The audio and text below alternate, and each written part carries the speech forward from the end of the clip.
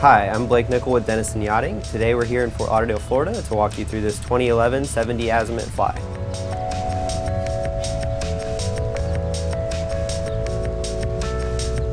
This Azimut has a 4-stateroom, 4-head layout and features an inviting Flybridge. Not only is the Flybridge a great summertime lounge area, it has a fully functional helm, and it also serves as your tender deck. This captain-maintained yacht has a gorgeous interior, and her design allows for a lot of natural light.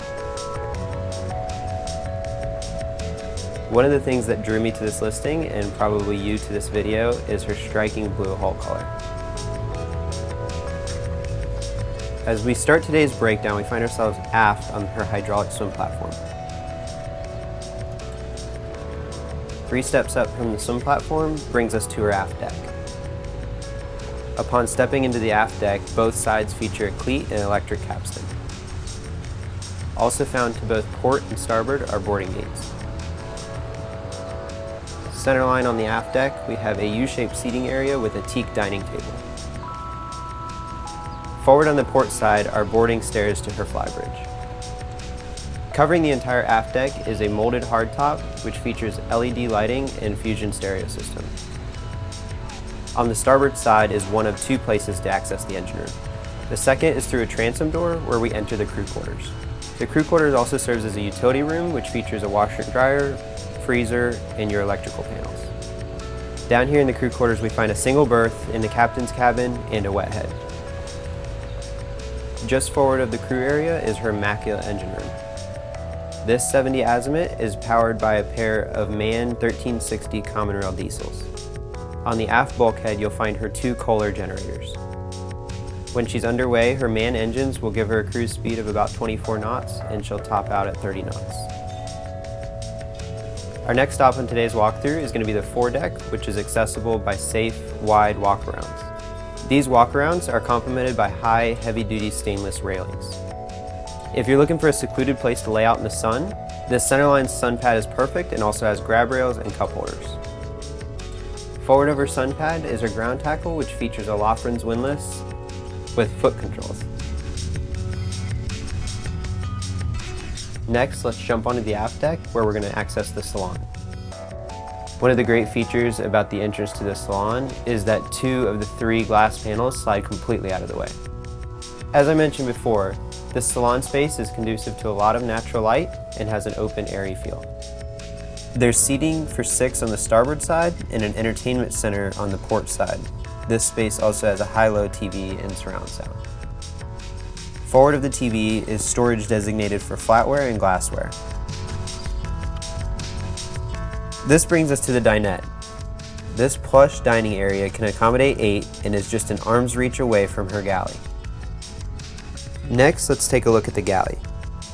Starting forward and moving aft, she has a full-size Miele fridge and freezer, a twin basin sink set into a marble countertop, a GE microwave, custom silverware storage, and a Miele dishwasher below the counter.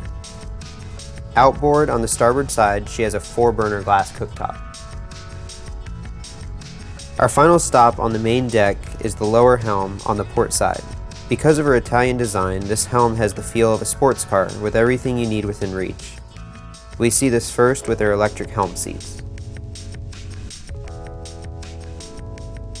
As for the helm itself, it's equipped with a joystick that incorporates her engines and thrusters for easy docking. This is next to a quick chain counter. Next are her thrusters and engine controls.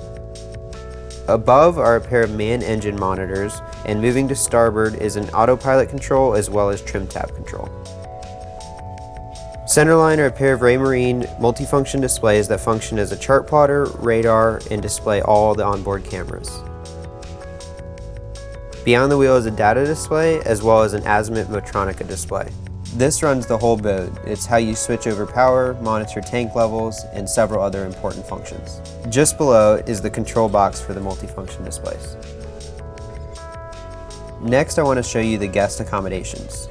The first of 4 is aft and is her full beam master stateroom. Centerline is a queen berth with a leather headboard. To starboard is a seating area that doubles as both vanity and a great breakfast nook. Aft of this is an ensuite with a his and her vanity and marble countertops. Inboard is a shower stall with teak flooring and a rainfall shower head.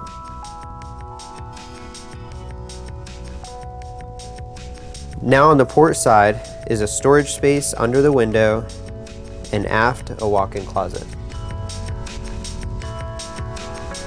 The second guest stateroom is on the starboard side of the lower companionway. It features twin berths and an ensuite.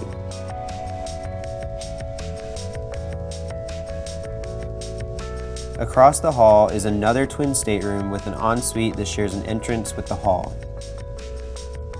Her final stateroom is the VIP, which is all the way forward in the bow. It has an island-style double berth, a hanging locker to port, and an ensuite on the starboard side. Leaving the VIP, our next stop is the Flybridge.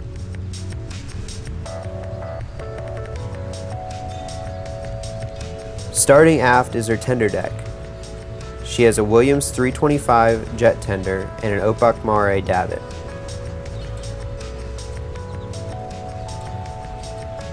Forward is a large alfresco dining area with a teak table.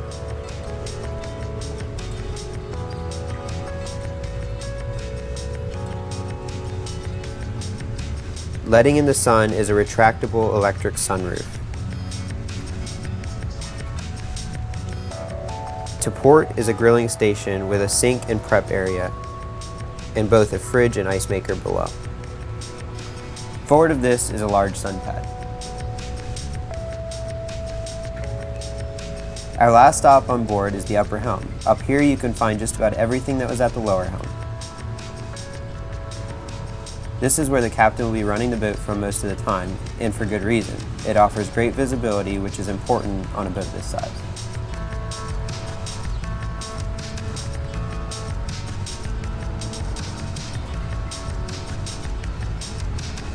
Thank you for joining me on today's walkthrough of this 2011 70 Azimut. If you'd like any more information or would like to see her in person, contact me anytime.